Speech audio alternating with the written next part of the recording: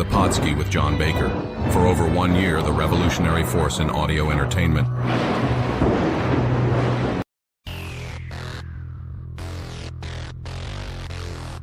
Ooh, yeah! Brother, Let me talk to you!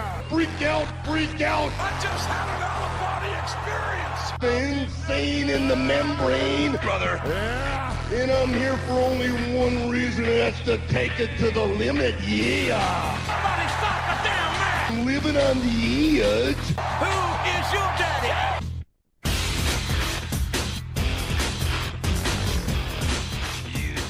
Hello and welcome to the Podski. I am your host, the man of 1,000 gimmicks, Johnny Bake Show, episode 69. We got Justin Andretti, we got Teddy Mongoose, and we also have JC, the Podski doc, joining us from a remote location today. And we got a good one. Today we're going to take a look at numbers 90 through 81 of the Podski 100. 2 weeks ago, we went over 191. We're continuing our list to number one in the Podski 100. This is going to be the reoccurring theme here on the show. So looking ahead, we got to finish up Hot Shots Wrestling, and that will finish up Thanksgiving. And then this is going to take over the show until we get to number one. And then squeezed in there will be the Holiday Awards show that we did last year. So with that, how you guys doing? Good, man. Busy trying to find time to plan for this stuff. I mean, going back this week and watching matches again and trying to get ready for this. It's been a lot of fun doing that. That's for sure. Been a lot of wrestling to watch. There's never any shortage of that. I saw what was it? Venus, Jupiter, and Saturn in the morning yesterday. It's pretty sweet. Ooh. Got to show that to baby Mongoose getting ready to drop off at daycare. So I'll take those three luminaries as a representation of the three luminaries here on this podcast, ready to wax poetic about luminaries of the past and, some in the present. So yeah, there we go. Let's do it.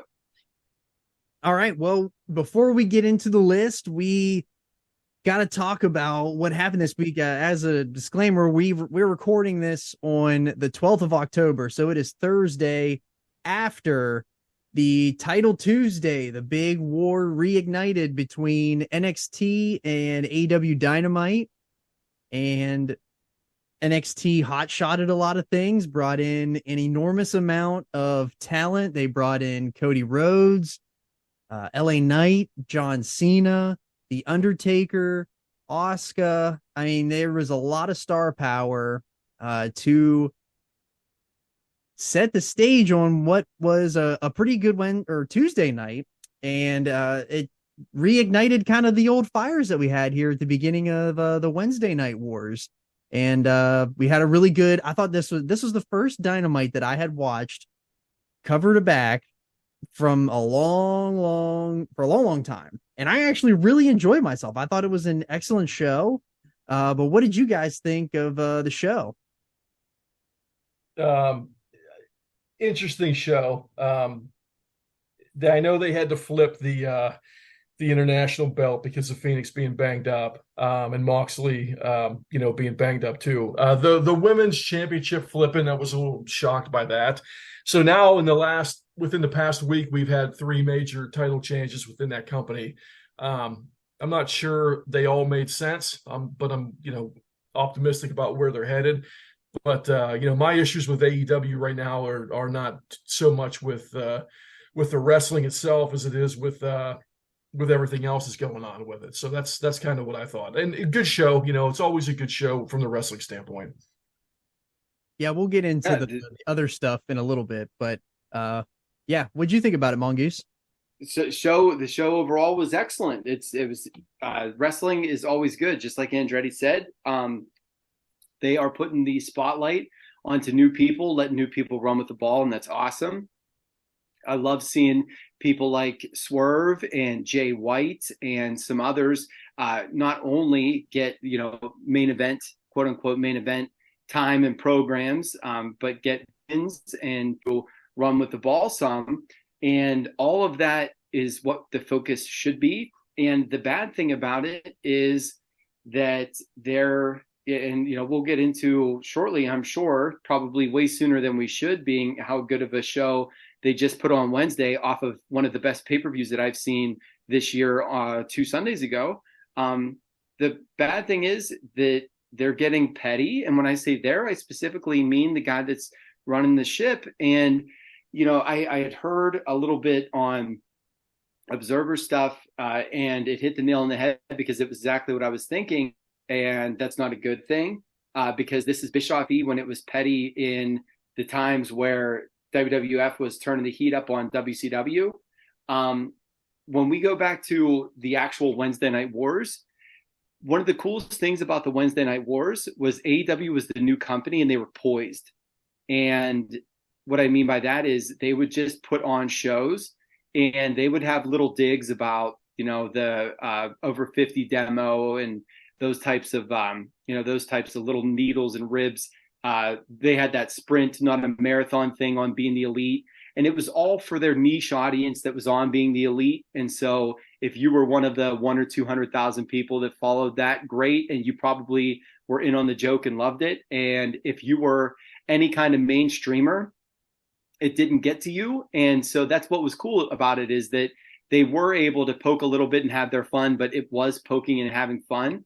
And when it's the head guy doing it, it's gross. You know what I'm saying? It's slimy, and it really makes you feel like you're number two. Whereas, when they were a new company in 2019, and then even through their big boom when they had signed Danielson and Punk, about it is they have such a good product going to turn things like that. And that's a shame. They'll blame your Swerves, your Jay Whites. Those are the people that will take the bullets for this, and they shouldn't. So that's what I have to say about that. Yeah, and what Alvarez said on Observer Radio today is that people within the company want Tony Khan to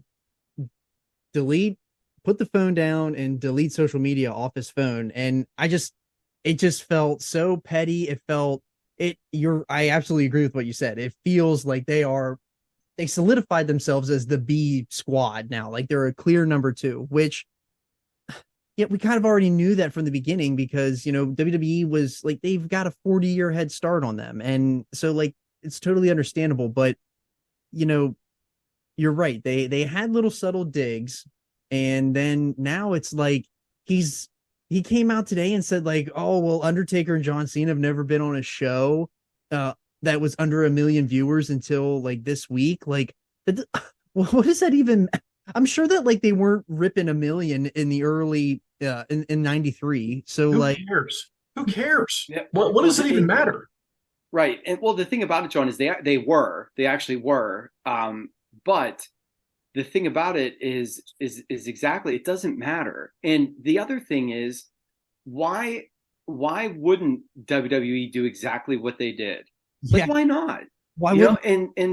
And the thing is, the other thing that Alvarez said today, which hit the nail right on the head, is that if Tony Khan had Cena and Undertaker and all these people in the chamber, he would have used them all.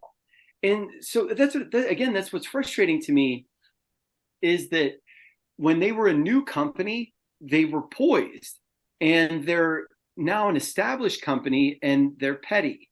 And again, it's really frustrating because, for you specifically, I'm not calling you out or anything, but I'm saying that like, what frustrates me is that, as not only as good a friend of you are as mine, but as much of a wrestling pal as you are, I hate to see you not watch Wrestle Dream and not watch Dynamite and see these matches and see these characters and see these things.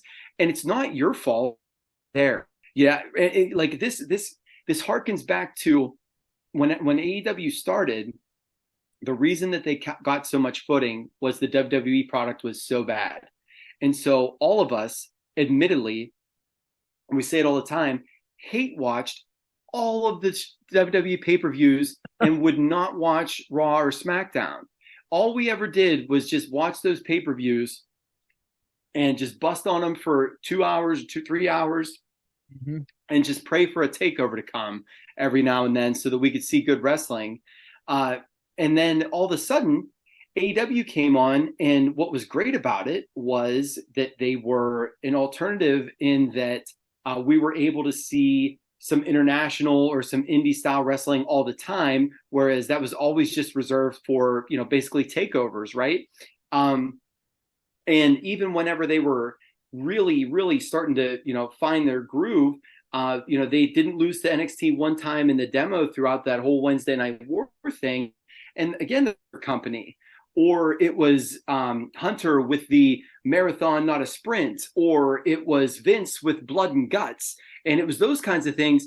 And so AEW was able to wear that as a badge of honor because, hey, we're not saying anything about them and they're poking at us. They're scared. And now it's completely opposite where they're scared. And the thing about it is nobody in the locker room is, dude. No. You watch those matches and watch those people kill each other and watch those people give 7-star effort on any show, any week. And none of them are the ones that are out there tweeting about WWE. You know what I mean? And that's what sucks, is that the face of the company is ugly right now. And I don't want it to be that way. I don't want it to be that way for either of them, but you can't be in that situation whenever you're in the position that they are, which is not only solidified as a B company, but it's cold. And it's a shame that they're cold because they're good. And all they need to do, I just said it in the group chat the other day, is if they stay the course, then people will come, man. That was what happened with NXT. Yep. NXT, the second that they quit it being 2.0 and they went back to just characters and stories and good characters and stories and good matches, people came back. Yep. That's all they need to do. Yeah, I totally agree. Do you have anything else you want to say about it, Andretti? I worry that he is who we thought he was, is my biggest worry. I mean, he's a guy that doesn't have a whole lot of experience, that has had a pretty privileged life, that now all of a sudden is losing and doesn't know how to handle it. And he's lashing out, and everything he's saying is stupid, which is what's even worse. What's coming out of his mouth is stupid. Just shut up. And here's the other thing, man, is that delete social media thing, like everybody's quality of life improves if you don't worry about the internet. Is as much as it's the best thing that's ever happened, isn't real, right? Like, it's not real life. Anything that people say 99 times out of 100, they would never say to your face. And it's all about flaming and trolling and everything. And it's been that way forever, man. Like, that's the way that the internet is. And if you are going to gauge your product on Twitter, or if you're going to fight your battles on Twitter, then you are literally Vince Russo in 2000 booking things for smart fans that read the Observer, whenever that was actually 2% of your fan base and you ran the other 98% off. Like that's what that was. And that's what this is going to be. And it is. It's frustrating to see. For the sake of the talent and for the sake of the actual operation where people can go get work and then shine and make more money and entertain us, I want this to work, man. I don't at all. I do not like the last week, especially the last 3 days. And I just mean in terms of reaction. Like, the products were great, but I do not like the way that TK has been handling the situation here. Yeah, it's just when you start losing games, you focus on what you need to do to get better. You don't worry about the team down the street. You focus on what are the things that we have to do to get better so that we can compete. You don't sit on Twitter and poke holes in Shawn Michaels for not being Booker of the Year whenever he is. You don't say stupid things about The Undertaker and John Cena. That's not what you do, man. You focus on what you have to do to make your shows better. I mean, one thing I wouldn't do is come out publicly and say that you don't care about the booking because people are going to love the wrestling. That maybe that's a good place to start. Yeah, that's super frustrating. And damn, like this sucks that, because I know that you guys on the here won't listen for obvious reasons, but I had to check in because I saw yesterday, or I saw it on Tuesday afternoon. I saw Bischoff tweet that NXT was going to get 990, and that NXT was going to get 990 and AEW was going to end up around 650. And he like almost hit it like nail on the head.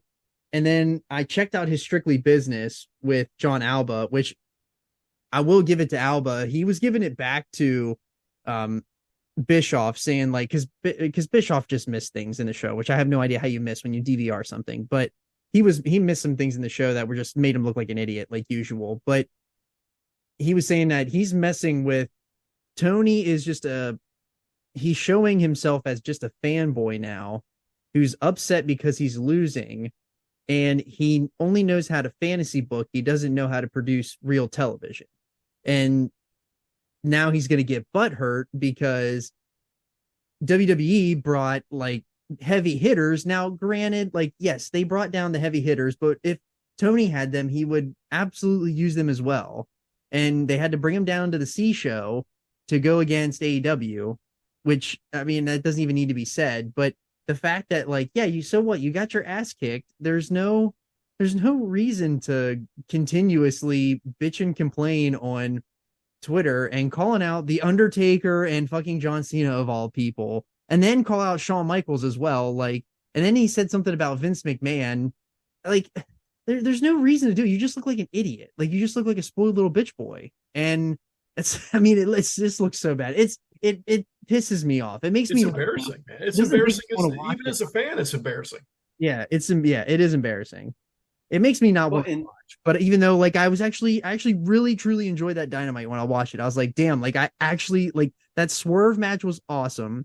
The Swerve and Prince Nana are some of the greatest things that has come out of 2023 for AEW. And then you go to, like, Christian starts off the show. Like, look at where Christian was at the beginning of the year and look at where he's at now.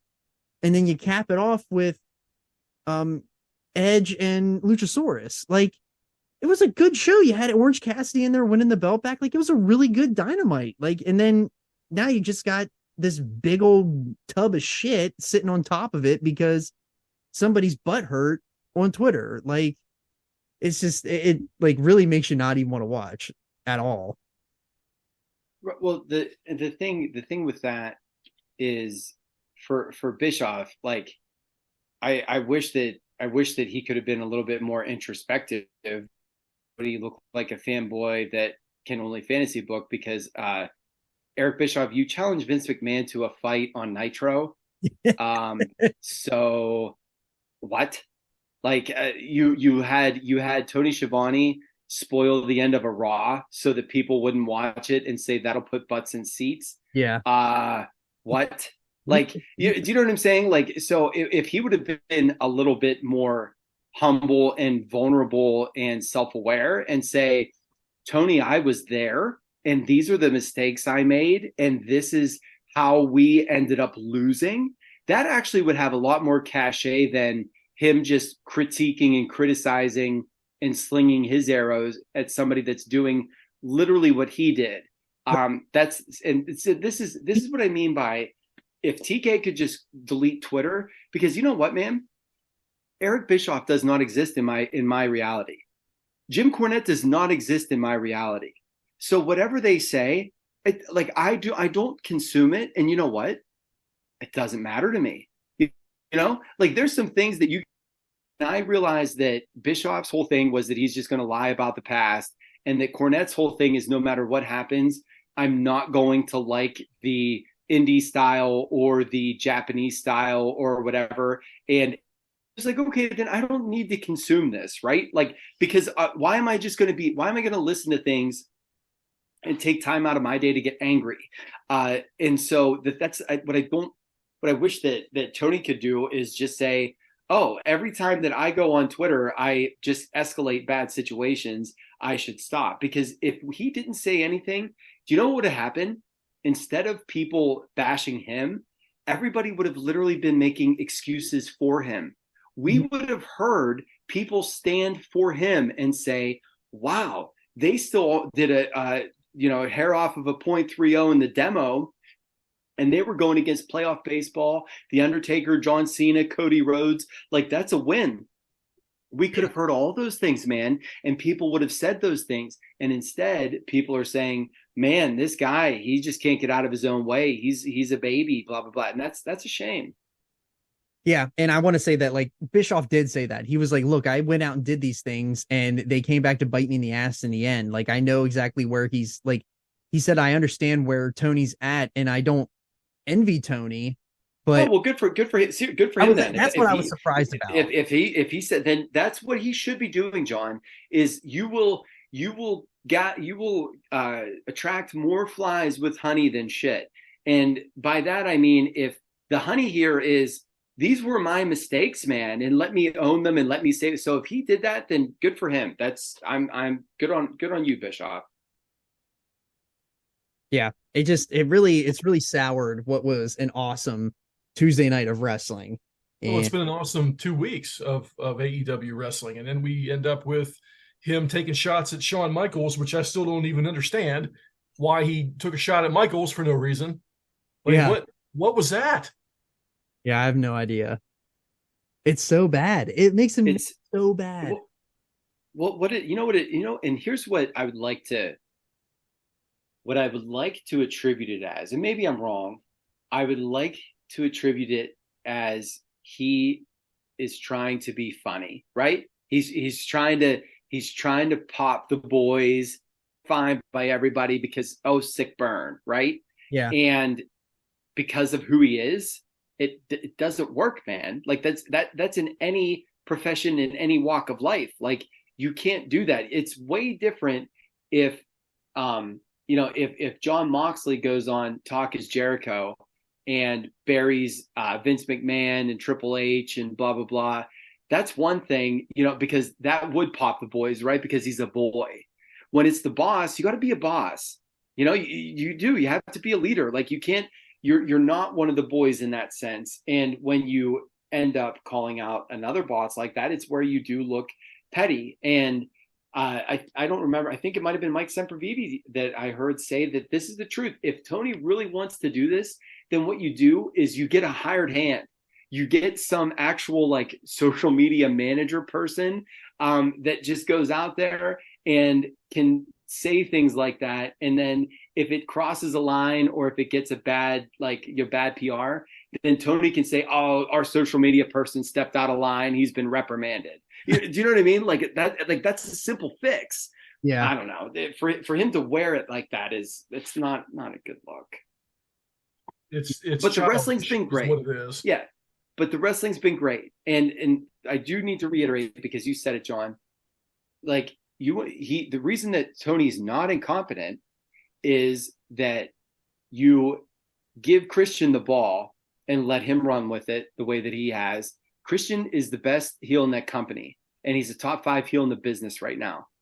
Swerve Strickland is incredible. Dude, I couldn't care less about him or the Mogul Embassy or anything. They're my favorite act right now. The Kingdom were my least favorite tag team in the history of pro wrestling. Those guys, Roddy Strong in that neck brace with those glasses on, when he called TV the devil, he made Adam Cole mow the grass in one of those scooters with his foot in a thing. He's not letting him get surgery because he needs him to do chores for him. Dude, that's great television, man. And these are all on his show. And so there's so much good. So why make it bad? Yeah, exactly. Just focus on what you need to do in your own locker room to make your product as good as possible. And stop giving a shit about what happens down the street. Who cares? Yeah. Right. You're not competing with the WWE. You're not the same product. So stop acting like you are. Take care of your own business. Keep your mouth shut. And again, that was how they got notoriety in the first place, was by being their own company. It's not like it's unprecedented with this company. They did it for 3 years. So go to the list. because this could go on for 65 more minutes, and we'll just be saying the same things over and over again. Let me say one more thing real quick. So I can deal with bad booking. I can deal with starting angles and stopping angles midstream. I can deal with all those things, man, because I know things happen on the fly, whatever, booking's bad sometimes, who cares? It's happened everywhere it's ever been. What I can't deal with is the childishness on social media. Like that drives me away as a fan way faster than anything you're going to do with starting and stopping with Daniel Garcia. I don't care, but I don't want to go on social media and see somebody acting like a 5-year-old. Yeah, no, totally agree. And last thing, off of the heels of somebody getting fired for being childish and not knowing how to act and handle his business. Amen. That's another thing, because it doesn't that make it look like maybe the guy that we all know wasn't right was right. Yeah. Damn. That, there's that too. Mm-hmm. Great point. With that, we're going to head to our disclaimers and how we made each other's lists. So we'll see you on the backside of that with our Podski 100.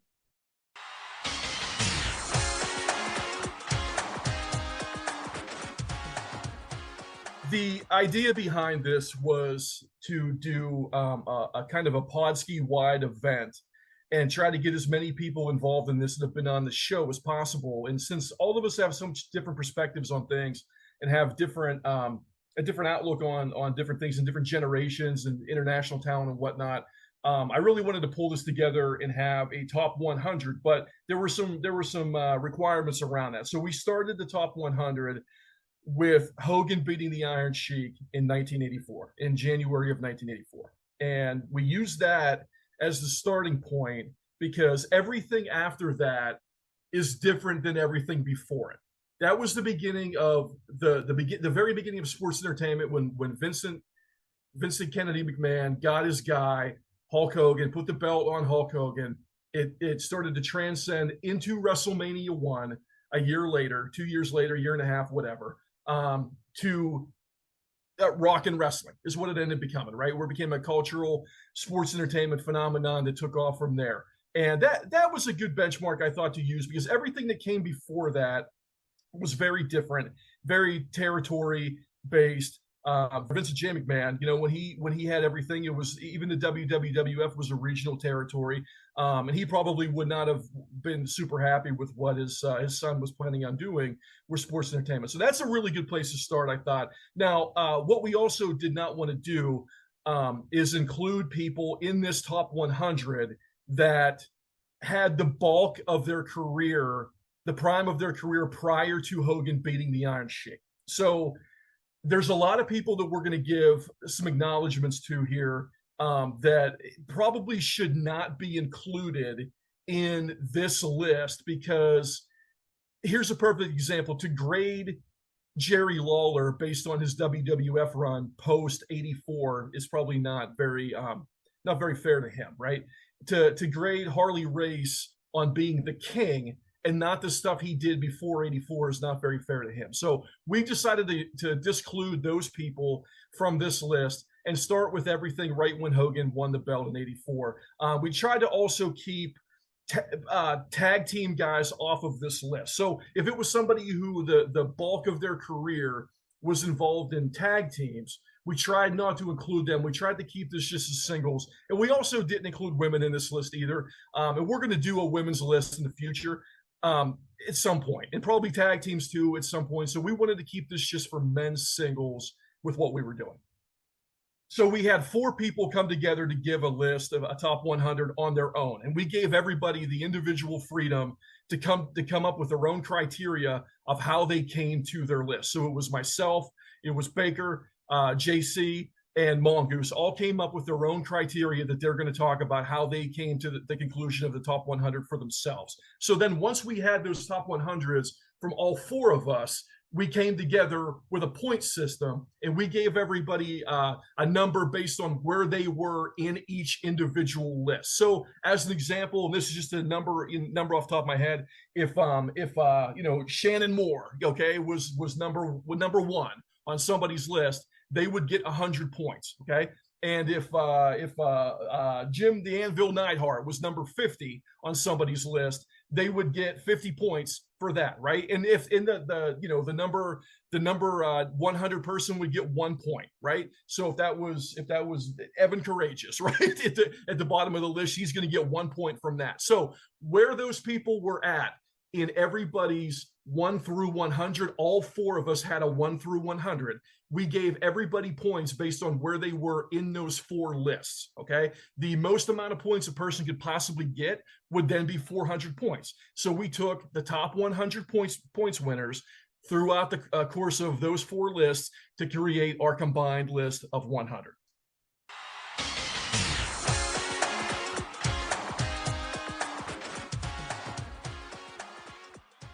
So how I came up with my list, I took a list of 500 wrestlers, and that was my baseline, so that I kind of knew kind of where to start, and that way I could kind of dwindle down from there.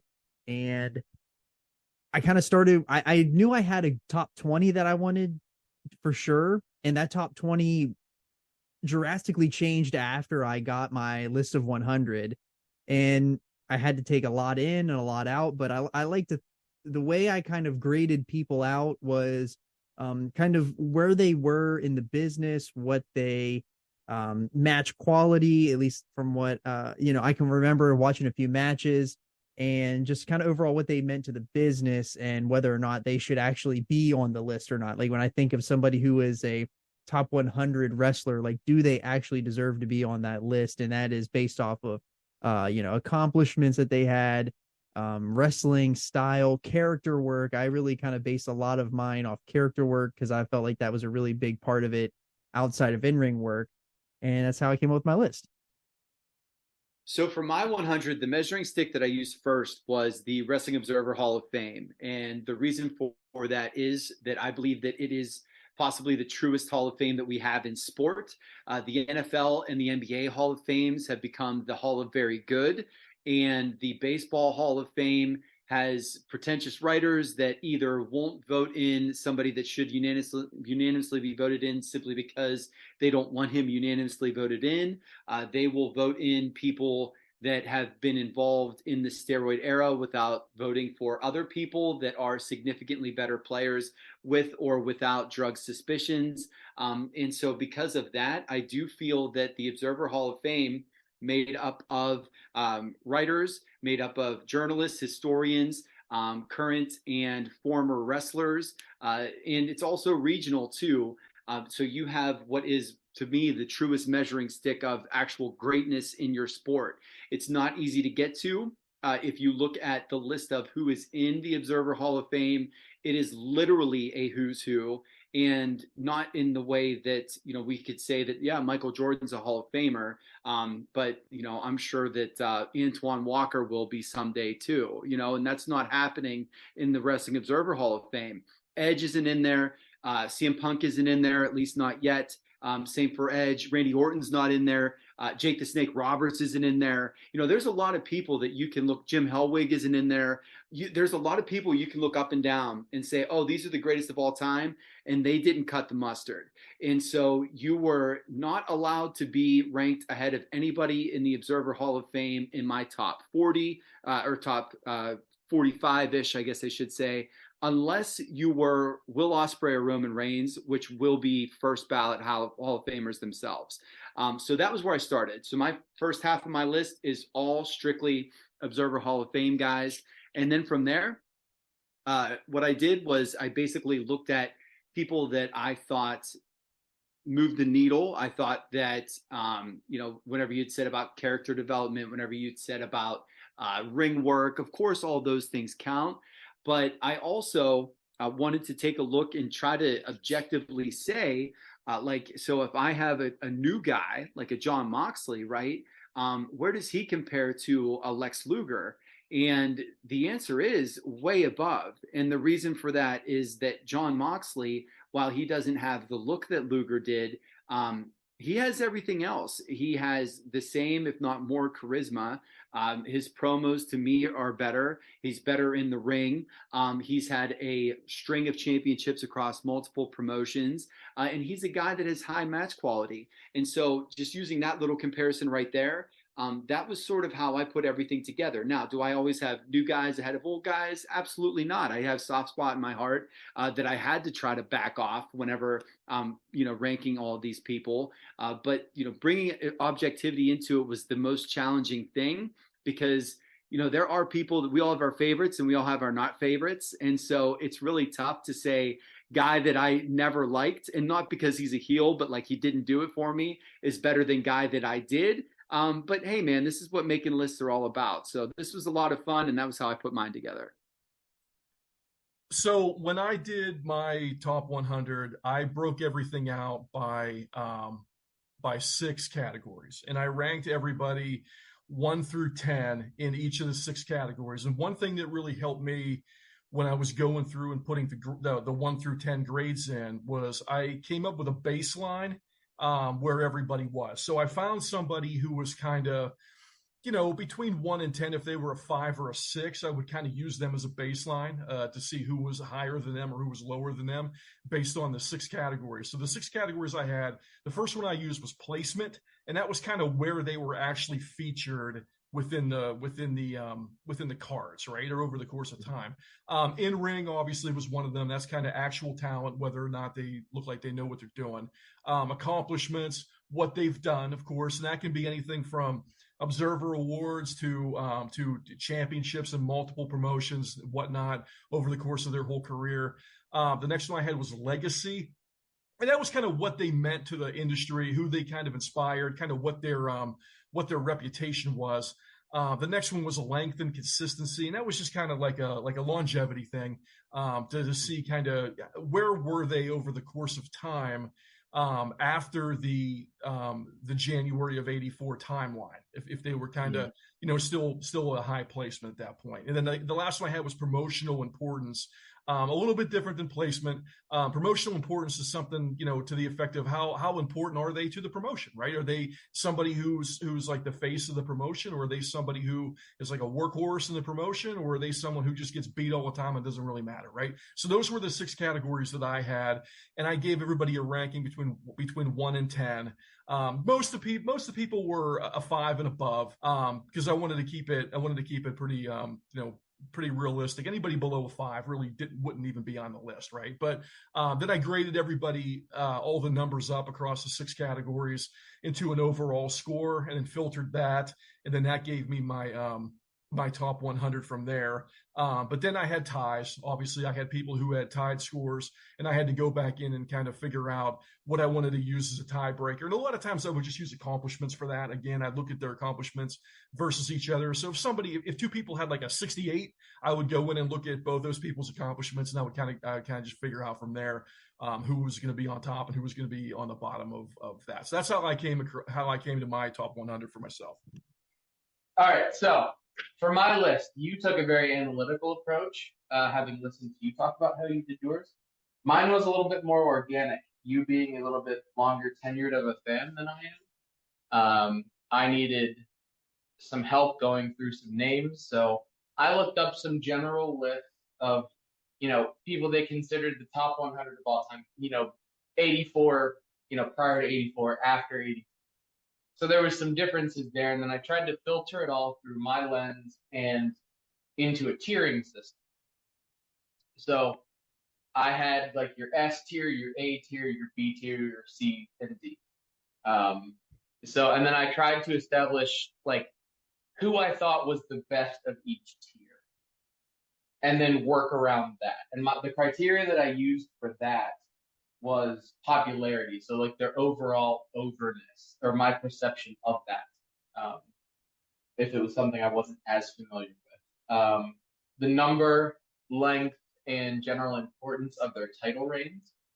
Now that could be upper card, mid card, that sort of thing. And some of them don't, they might not have had any meaningful kind of title, but that plays into it. Longevity was a big one for me. So how long have they been doing it? Like, and Austin was on top at a very hot time, but it wasn't a long run. And then general contributions I also thought were important. So I broke that down sort of by innovations they brought to wrestling. An example of this would be like the Ultimate Deletion.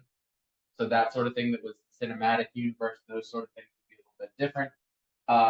One thing I thought was very important was, especially for the top end guys, I put this in as a way to differentiate a little bit who they made,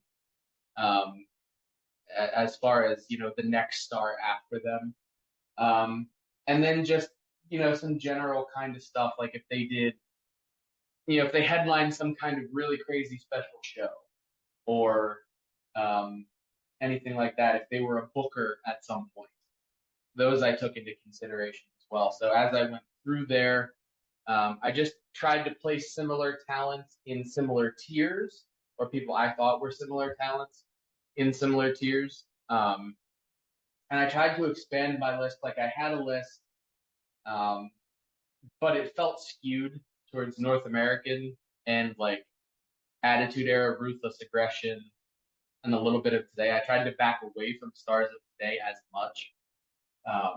So I went and tried to expand my reach a little bit and understand a little bit more of like Japanese stars of like the early, mid, and late 90s.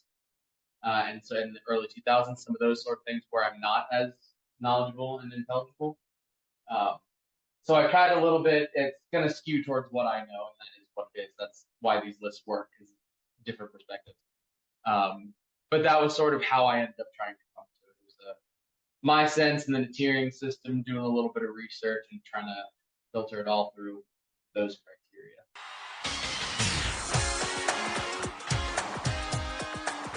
All right, so today we're going to be taking a look at 90 through 81 in the Podski 100. So, coming in at number 90 with 61 overall points, we got Shinya Hashimoto. So, I know Andretti, he had him on his list, so I'm going to let Andretti take it away here on him. And how did Hashimoto make your list? Hashimoto, number one thing, such an amazing entrance theme. It's very Japanese wrestling. His entrance theme is unbelievable. I mean, he's a guy that you hear, for whatever reason, you just don't hear very much about him. I'm not really sure really why that is at this point.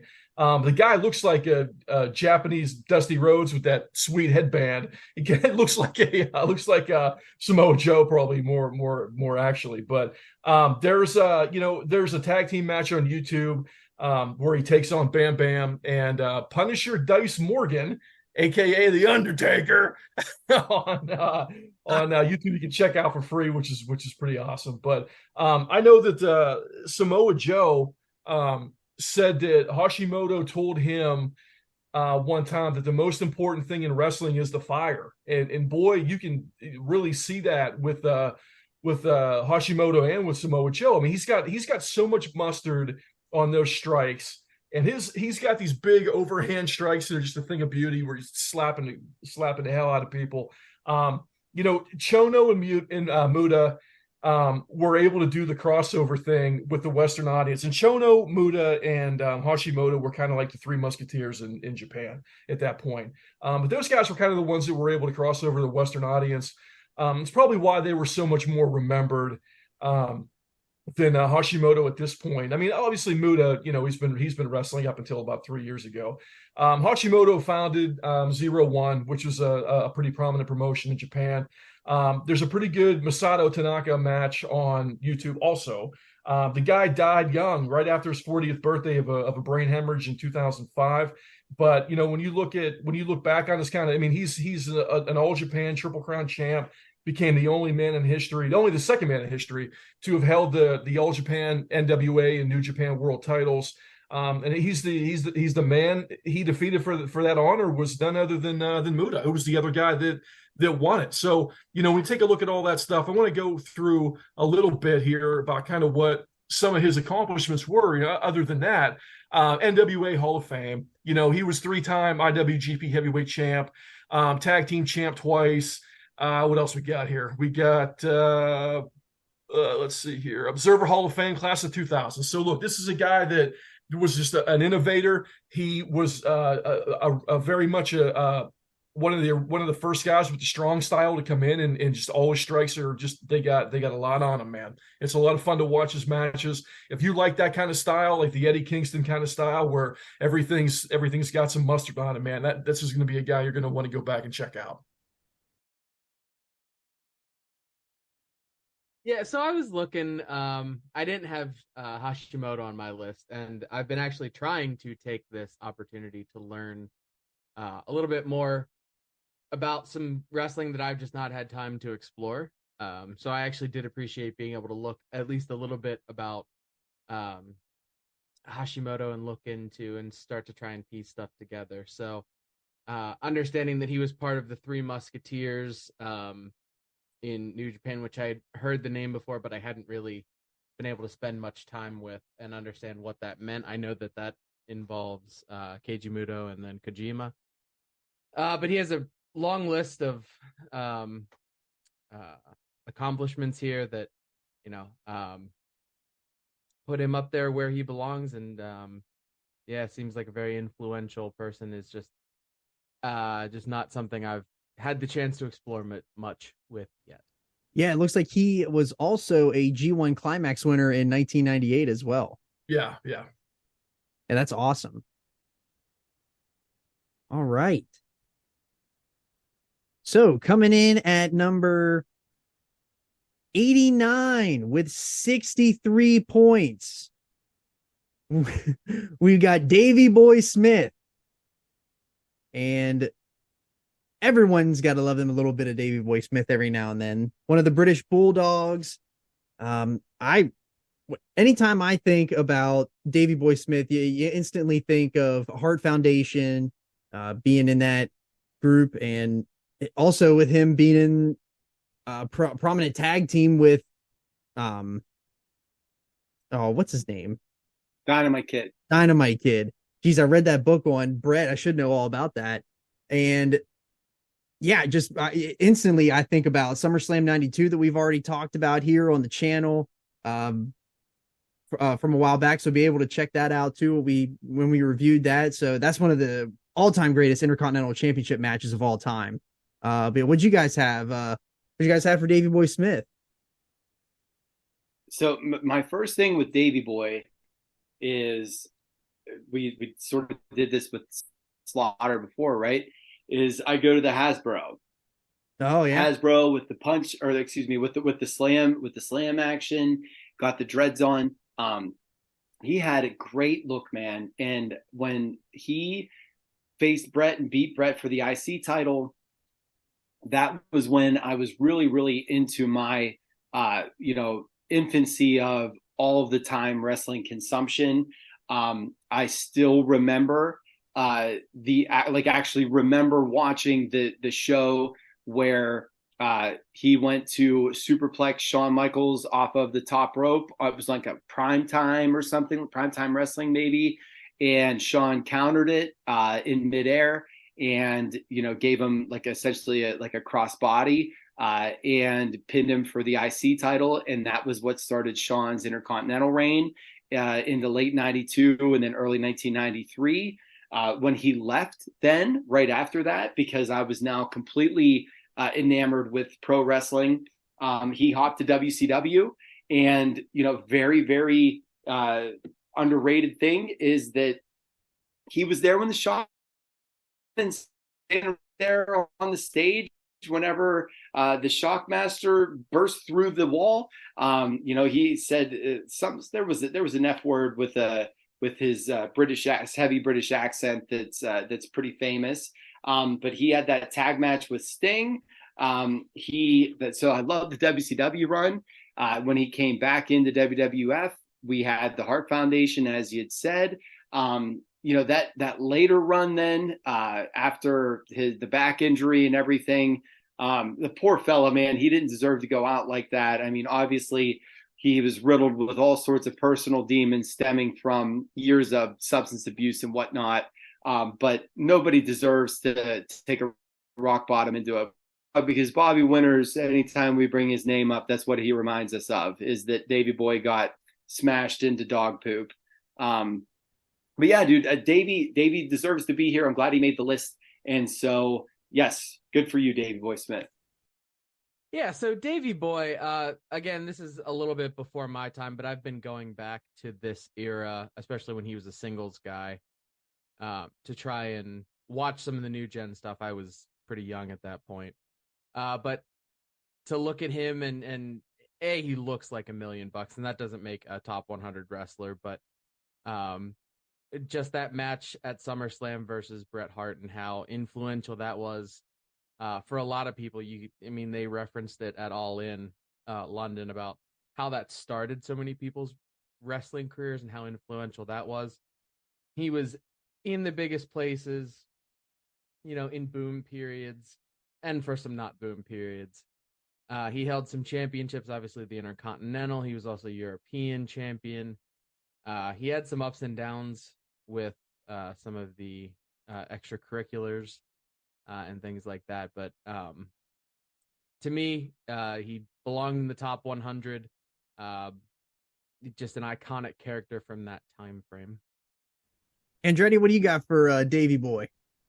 Inaugural European champ, very decorated tag team guy. Obviously, I loved him when I was a kid. The Bulldogs were kind of on their way out at that point when I was a kid and just started watching wrestling. But the SummerSlam match with Hart is in my top 5. I've watched that match a million times. It's fantastic. Intercontinental champion, hardcore champ. What else we got here? Obviously tag team champ 100 times. Had the run in WCW. I think 2 runs in WCW, I believe. But just one of those guys that really stood out. Had a great character, great physique, strong as hell. A very memorable guy that people are going to remember for years to come. And the Evil Heart Foundation is my favorite faction of all time. It's kind of the height of my wrestling fandom, was right around that era whenever Hart was a heel and he had the Heart Foundation. So that guy's always going to have a place in my heart for sure. And I'm also glad that he made the list. Absolutely. All right, and coming in at number 88 with 63 points, we got Minoru Suzuki.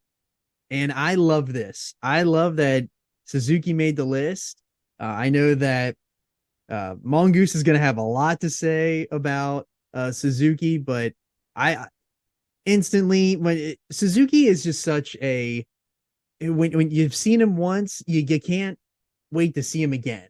And just his style, it is the strong style. The way he's got his hair cut all the time.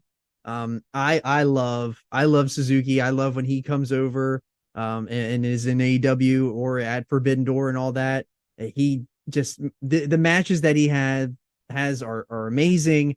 I love his stuff that he's done with Jon Moxley. It's really good stuff.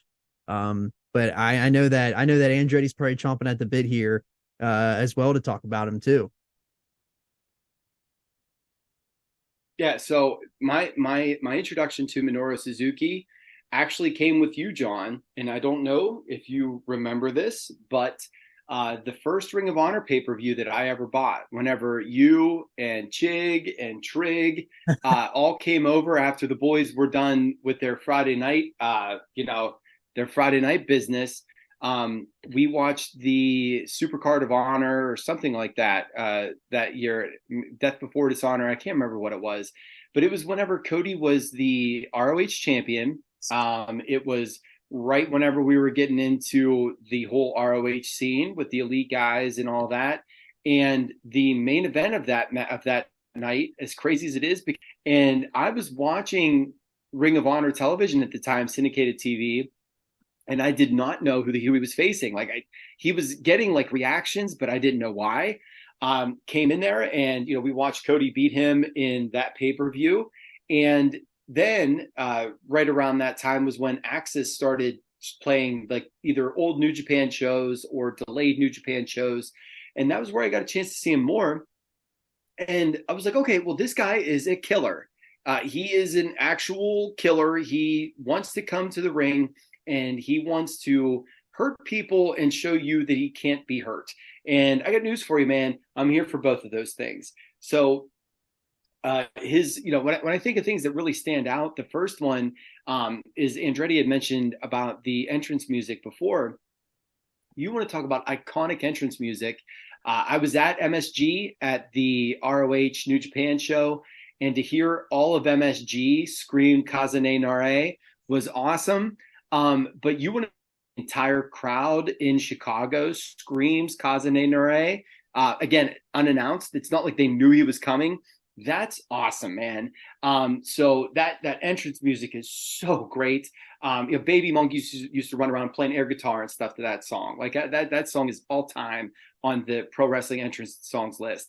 Battles with Ishii are incredible. You'd mentioned some of the crossover stuff that he did with the Moxleys, your Danielsons.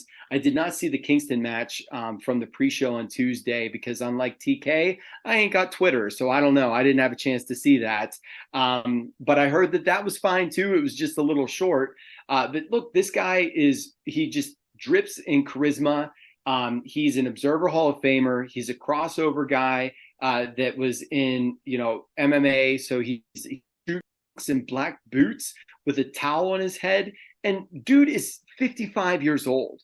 Like, I struggle to play Dead Man Come Alive and then basketball back to back with my kid, and I'm 38, right? And this dude's 55 and he's just taken windmills and haymakers and karate stuff to the chest and to the skull and all this, and he just lives for more. And my gosh, Minoru Suzuki, do this until you're 75 and I'll watch every match and I'll love it. Andretti, what do you got for Minoru Suzuki? I don't got much other than the fact that I could watch him and Ishii fight on every card forever. Amen. Yeah, with Suzuki, I've watched some of his work being on AEW, and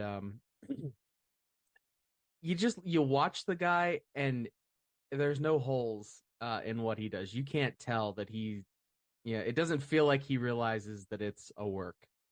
And I looked through his list of accomplishments. He has a very diverse list of accomplishments, being not all from the professional wrestling background. There's a lot of MMA style things. So that's kind of where you get that same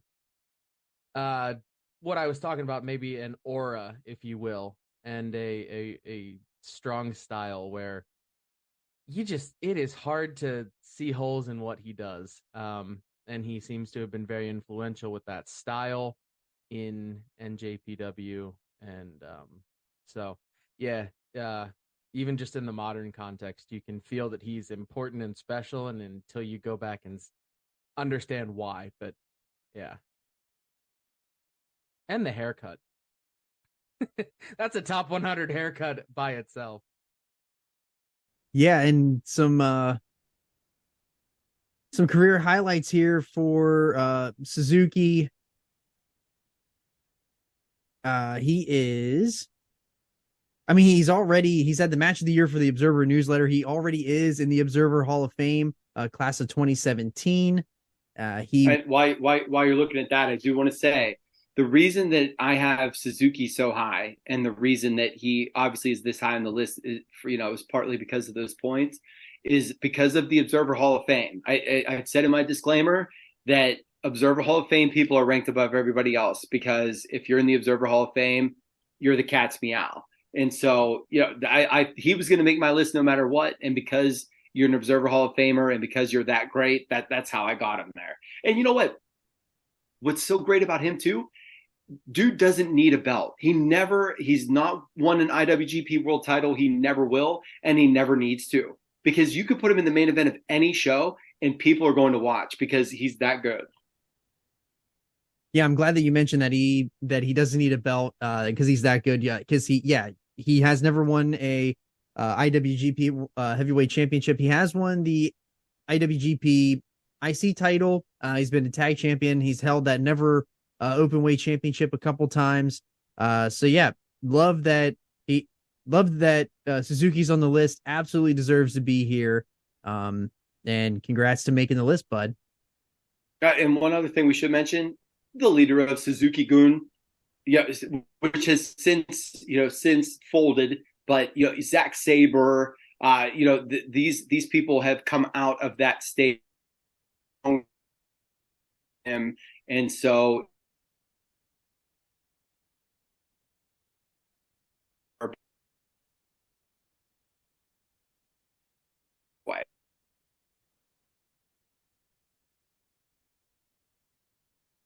All right, so coming in at number 87 with 64 points.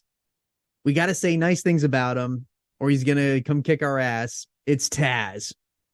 And I absolutely adore Taz.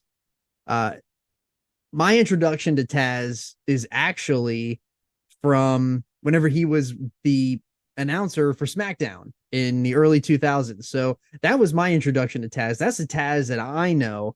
But he also is one of the foundations of ECW. And, you can't have ECW without Taz. He's one of the legends. And having the FTW belt and just his style with the human suplex machine. Also, like, of note, he had an incredible podcast that I loved back in the day. No longer doing it, but now he had a little bit of a run as a manager in recent years in AEW with Powerhouse Hobbs and Ricky Starks, and that was Team Taz. And then now he is switched over to commentary. But yeah, I absolutely love Taz. And what do you guys got for Taz? I mean, not the biggest guy in the world, but he's somebody that maximized his skill set and really created an awesome character around that was just vicious.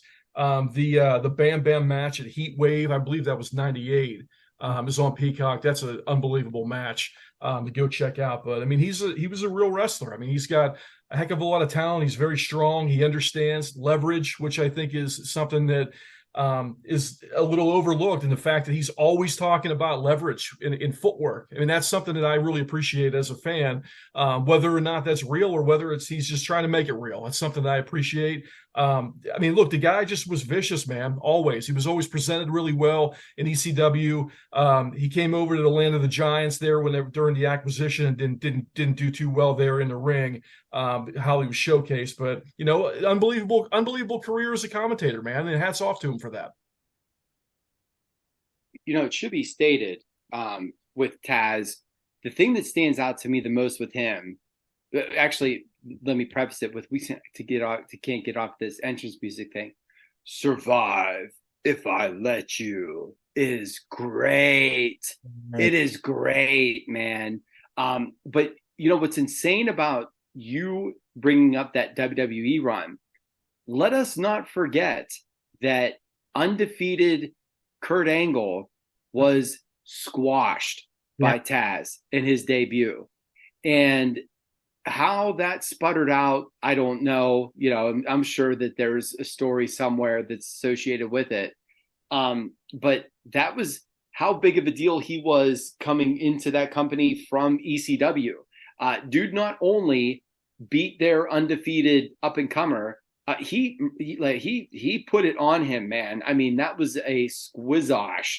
And that was an incredible debut. And the fact that he sort of sputtered out after that's a real shame, because there's not very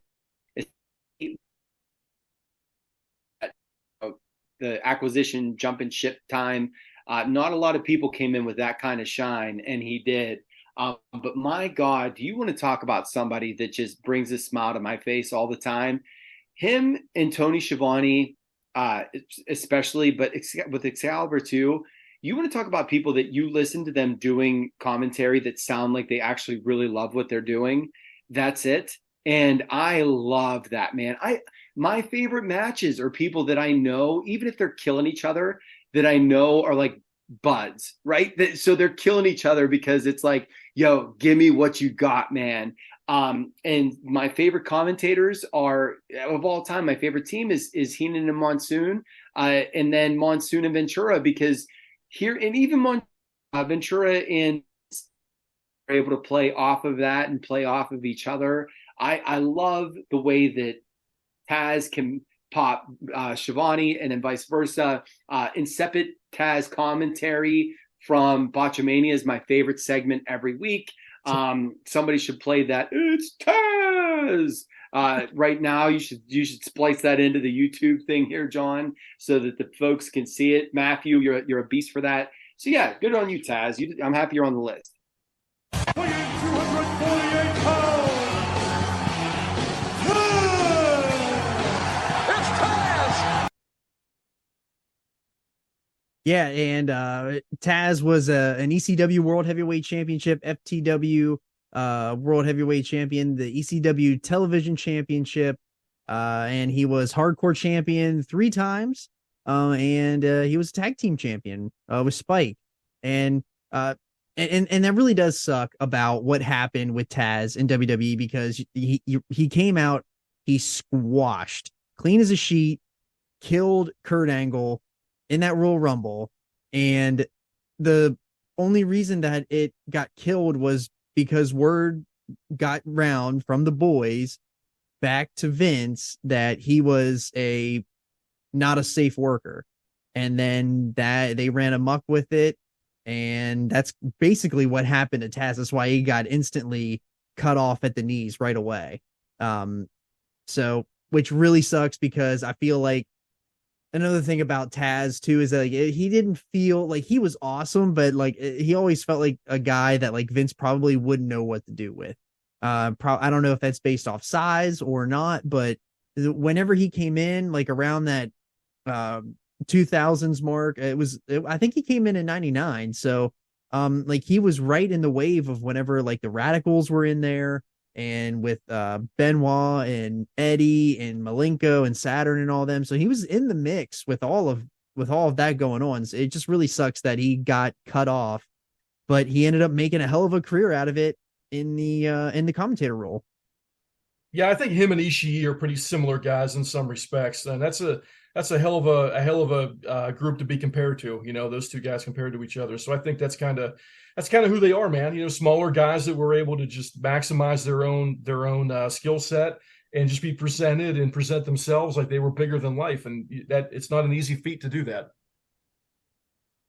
That's actually a perfect comparison, is him and Ishii, because you think of Ishii as being like 6'4", 948 pounds, and the dude is 5'3", like $189, you know, but just the way that he can stand in there and take heat and give it. Yeah, that's good job, Andretti. You hit the nail on the head. So Taz, I had to go back and learn a little bit more about this. I know Taz from commentary, mostly. And I've tried to go back and watch some ECW. I haven't gotten as far into it, being a new fan. But he's another one of those guys that just like absolutely has this aura and mystique about him, as far as being a wrestler and the intensity with which he works and the respect that he has garnered wherever he's been. And I was looking through his list of accomplishments today, and apparently tapping out in wrestling is something that he brought in after his neck injury, according to our sources. So right there, that's an innovation alone. We expect that now. It's not just a pass out. You want to see somebody give up. And then he had some, big time feuds, Shane Douglas, Sabu, all the main players in ECW, and unfortunately he didn't get that great of a shake when it came to WWE. I think he was just in the wrong era, and that's very unfortunate. He came in and just kind of got squashed. But yeah, legit tough guy in the ring. So definitely. All right. So coming in at number 86 with 64 points, we got Drew McIntyre. And I know that this is a big one for the Podski Doc JC. He absolutely loves Drew McIntyre. And so we'll get to him and what his thoughts are. But yeah, for somebody like McIntyre, who was like the chosen one, appointed by Vince McMahon on television, and for him to get fired and then have to go out on his own in the indie scene, very much like Cody Rhodes did, pretty much the innovator of that, basically, because a lot of people ended up doing the same things Drew McIntyre did, kind of at the same time or right after. But McIntyre was one of the big ones that whenever he came back, went to NXT, was an NXT champion, then gets called up to the main roster, gets some world title a couple times, and he had a hell of a run last year with Sheamus and the IC title matches with Gunther. He was in WrestleMania this year in that triple threat. He's done a lot, and it's really crazy that somebody who was appointed as the chosen one to be literally fired and then brought back. I mean, it really says a lot to the guy. He really went out and reinvented himself. Drew McIntyre. So talk about a guy with a long story.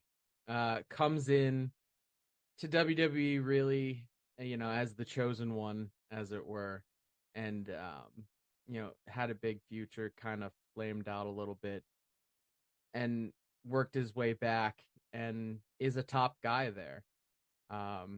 Very interesting what they're doing with him now, where he's kind of like a pseudo baby face, but also kind of a heel. He's in that gray area, which they don't do too often, so it's a little weird to see. But the thing that really put him on the map for me was I was getting back into wrestling at the beginning of the pandemic, and he was their top guy. At that point, he was the WWE champion at that point. And as a full-fledged Stone Cold babyface,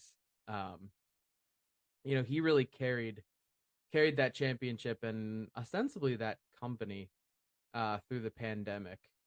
Just seems like a good company man. It's hard to see holes in his work. I mean, he might miss a Claymore here and there, but and just seems like a good, loyal guy. So, and just what he's gone through up and down, and then what he means now to that promotion. Yeah, had to give it to him. Had to give him his stripes there. Letting people go ends up being the best thing for their career. And McIntyre's even, he said in the past how immature he was at that point in his life, getting everything so quick handed to him, went to his head. And hats off to him for being able to recognize that. I mean, when you look at this guy, I mean, there's few people in wrestling history that can do what this guy can do. I mean, he's a big, super athletic, long, mean-looking dude, man. And when you look at that guy, man, he's such a larger-than-life character. I had him on my list. I know, I think JC and Mongoose did too. We all had him on our list somewhere. But just from a physical standpoint, there's not very many people in the world that can match him. And I would think that at some point, too, it can be a little bit difficult to book a person like that. And even though he can work both sides of the aisle and do it pretty well, there's not always a plethora of people to put him against that are his size. And if he's going against people who are much smaller than him, sometimes that can be a challenge about whether or not that person can work with a smaller opponent, or if a smaller opponent can work a bigger opponent, right? So there's a little bit of a challenge with a guy like that. But the thing that's always stood out to me about McIntyre, and he's not one of my favorite guys in the world or anything, but I do really respect him, and I give him a lot of credit for kind of being the babyface of that company during a really bad time. 2 years ago, 3 years ago. But just the fact that he's so so big and so athletic, and he's so like imposing with everything that he does. What they're doing with him right now, kind of straddling that line between heel and face, I think is awesome. It's really great right now with where he's at. I like him more and more that I see him, and the more that I think about him over the course of time. McIntyre to me is probably going to be a guy that, even though he was Universal Champion during the COVID era when there were no fans, I believe that history is going to be really favorable to him over the course of time. I absolutely agree with that. Yeah, my introduction to Drew came right around the time that I started watching NXT with, Jay Bay and Triggy and the boys. And he was great. He was an excellent NXT champion. To hear, to go back and see all of those things, because I wasn't there in live time to have seen his rise and then fall and then firing and then go to TNA and all of that. But that sort of makes the man. You guys, I'm not going to repeat everything that you guys already said about that, but it's very endearing. And especially whenever we're looking at people that should be like the top of the top, to me, if you had it all and lost it all and then got literally all of it back and then more, then that says a lot. And not only that, was the chosen one that was cut and brought back in and rebuilt himself into, this monster in NXT, and then came to the main roster. And he was not somebody that was lost in the shuffle the way that we saw your Bobby Roodes and even to an extent Shinsuke Nakamura. This guy came in, and people forget he beat Roman Reigns at WrestleMania. This dude pinned Roman Reigns at WrestleMania 2019. I don't remember the year, forgive me. But the shameful thing about that is that his title reign came when there were no fans. However, he's just worked so. I felt until Baby Mongoose graduates high school. Like, I get that. By the way, she's in first grade, so we understand that Roman will have this belt for hundreds of thousands of days. But that was the first time that I really thought that he should have lost, Roman, that is, was to Drew at Cardiff, because I thought that the build to that was excellent, and I thought that Drew was the guy. And I do wish that they would have pulled the trigger to see what would have happened. Now, they would have never had the bloodline and all that. So, I guess there's that, because that was actually Solo's debut, right? Solo debuted there and gave Drew the spike, I believe. But this guy's great. Those Gunther matches, as you said, were incredible. The Sheamus matches are incredible.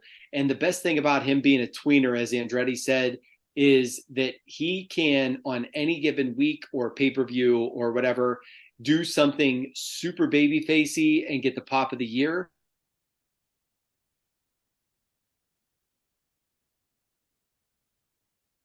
I do hope that they have something up their sleeve with him, because it's not very often that you have somebody that can toe a line like that. And so good booking will put him into the super stratosphere, I believe, and I'm happy that he made the list.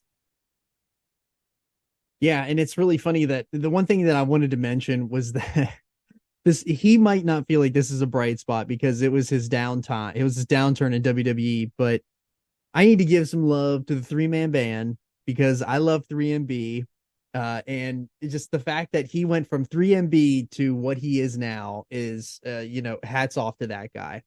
He's been somebody mentioned it on Raw this week. I forget who it was. Yeah, I heard it. I can't remember it either, but he is a 2-time WWE champion, a Intercontinental champion, NXT champion, tag team champion twice. So he's a Triple Crown champion in WWE. So and he was the TNA World Heavyweight Champion.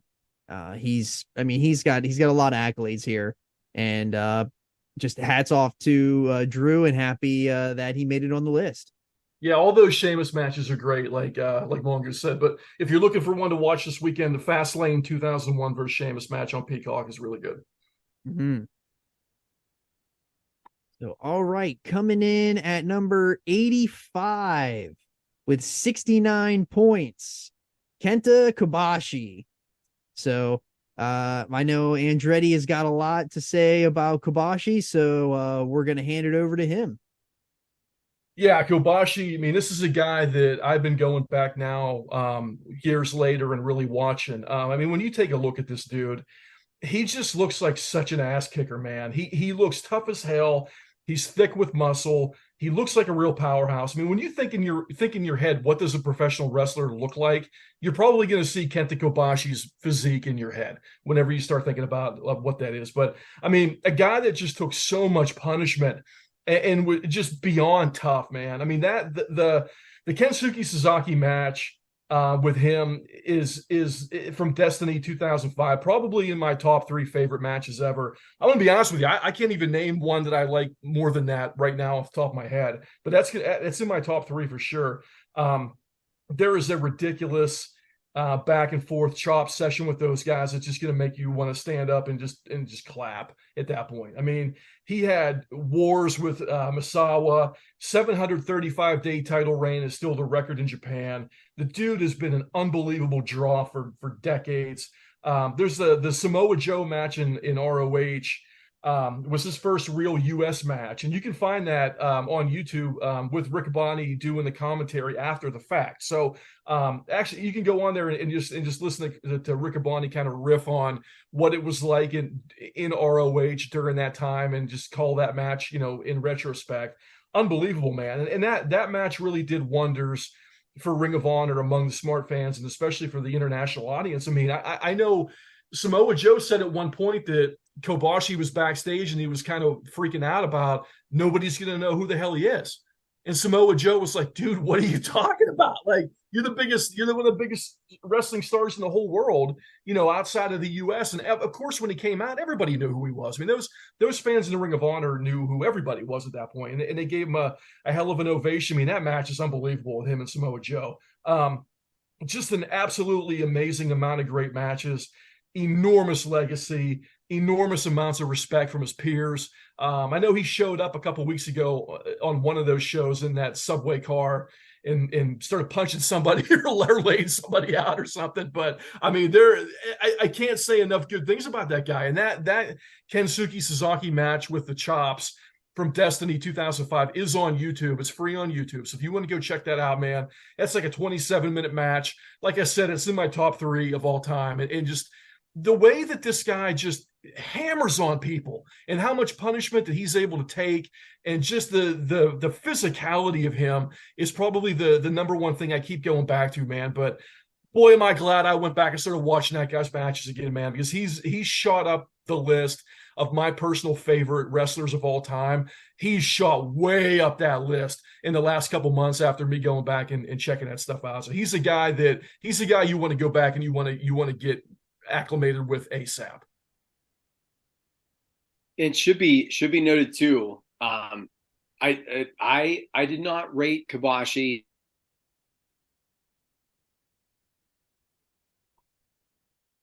him. That's not his fault. That's mine, right? But I do want to note that if I had, that he would be very high, and the reason that he would be very high, sight unseen, is that this dude has the 3rd most 5-star matches ever. So Will Ospreay, if you did not know, has the most 5-star matches ever. Will Ospreay has 29 5-star matches, single matches. Number 1 was, before he was supplanted by Ospreay. Now number 2 is Misawa with 25, and Kobashi has 23 5-star matches. So this guy needed to be on this list, and I'm very glad that he is on this list. So bless the child. Kenta Kobashi, 23 5-star matches, you're okay by me. All right, so Kobashi was another one that I didn't really have a lot of knowledge about, and I tried to spend a little bit of time learning here and just understanding his place. And, what he meant to Japanese wrestling. And just to understand that he's really just one of the biggest guys and one of the more influential people.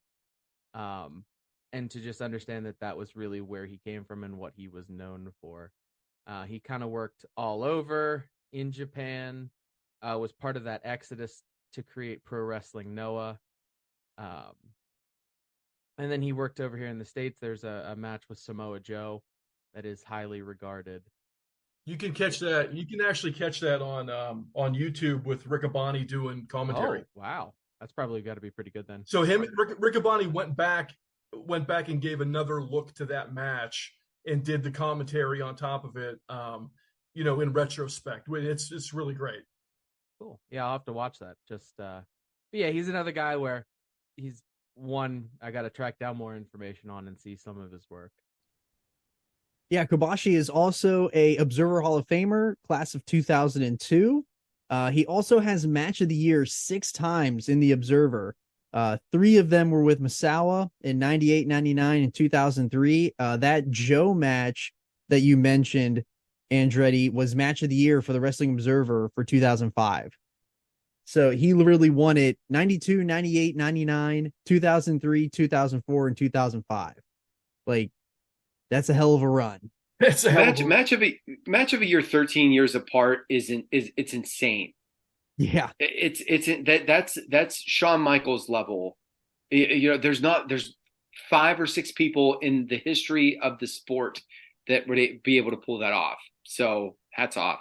He also won Wrestler of the Year in 1996 and from 2003 into 2005. So he's been Wrestler of the Year 4 times in the Observer. That's insanity. Yeah, I mean, I'm looking at the list here too. I mean, you're talking about a 3-time All Japan Triple Crown champ, the Noah champion. I mean, the guy. There's the Wrestling Observer awards that he has.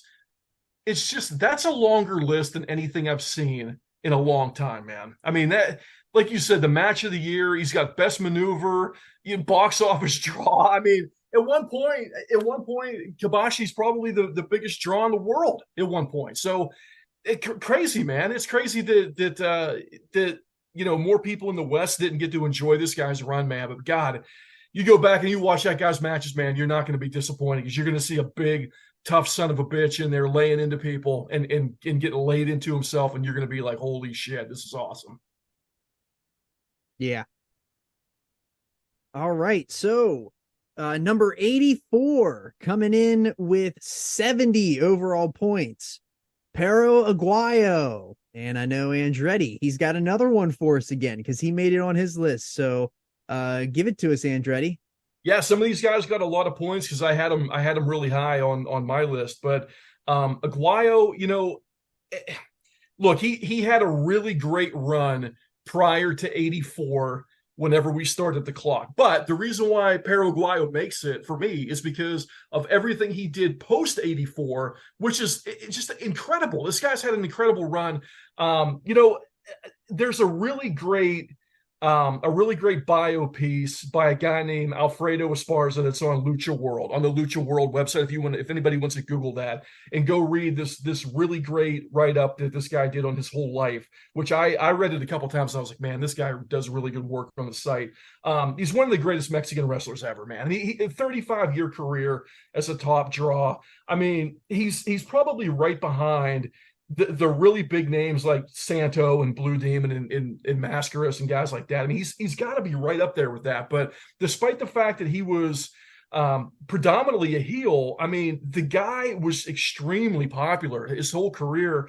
And it's because of his charisma. I mean, he just, when you look at this guy, man, like the appearance of him is just so outstanding. I mean, in an environment where people are wearing masks and everybody's really colorful and things like that. I mean, Aguayo is a guy that just has this really thick, kind of shaggy, dark hair, big furry boots.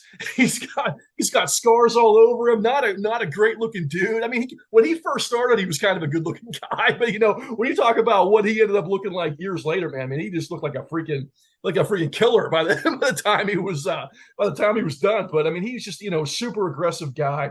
I think Meltzer said at one point that he's kind of like the Mexican Terry Funk. So that's probably a good way to kind of look at what he was. But at a time when EMLL, early to mid 70s needed to create new stars, there was nobody hotter than Perro Aguayo, and he kind of was just a guy that fit into a spot, and the timing was perfect for him at that point. He was booked into an enormous match. Again, man, I know that we're talking about post 84, but there's still some stuff, since his career is so much, on both sides of that line. I kind of just wanted to bring it up. And he had an enormous match in 1975 against El Santo that kind of was the one that made him the star that he was. That was kind of his big match. And look, man, then you fast forward to our timeline as of 84. And at this point, Aguayo's still having an amazing career that would last several more decades. But the focus at that point really was on the feuds and not so much really on titles at that point. And the thing about just Lucha Libre in general, they don't really treat the belts the same way that we do in the United States, right? They just don't. It's more about kind of whoever is holding a belt ends up making a belt really popular in that moment, right? And look, CMLL has got 1 million belts right now, right? And if you ask somebody like, what's the main belt? People are going to tell you different things, because there's guys that are super over that might be holding like a junior title, and that might actually be the most important title in their promotion in that given moment, right? So, but for Aguayo, it was more about the feuds. Post 84 is more about just having these long-standing, amazing feuds. He had the early 90s major feud with hot young Conan, hair versus mask. Aguayo ends up winning that and taking Conan's mask. That match is on YouTube, man. You can go watch that match right now for free if you want to go watch it. But AAA starts in 92, and Aguayo is basically the biggest star in Mexico at that point. He signs with AAA. And I think, I was thinking about this last night. A good way to probably look at that, with AAA just starting and then bringing in a really established star, is kind of like Jericho, right? It's kind of like AEW bringing in Jericho. So if you think about it like that, it would be like him being AAA's Chris Jericho when they signed him at that point to come in and be a big star at that point. But the 1994 blood match with Conan, the first ever AAA pay-per-view, was here in LA. That unbelievable match, man. If you can find that and you can watch it, please go do it. But when everybody bailed Mexico for WCW, whenever the economy was bad there in Mexico, and everybody jumped ship and came to WCW, whenever during that big run there in like the mid to late 90s, Aguayo stayed in Mexico at that point. And became one of the major stars again, man. He was just, the timing was there for him multiple times in his career. The timing was really there. He ended up wrestling. He actually wrestled at the Royal Rumble 97 in San Antonio in a trios match. Look, if you go back and watch that match right now, that's kind of, he's a little slow at that point. At that point in his career, he's a little slow. But you can just tell, man. Whenever he's walking back from the ring to the locker room after that match is over, man, you can just tell how important that moment was for him.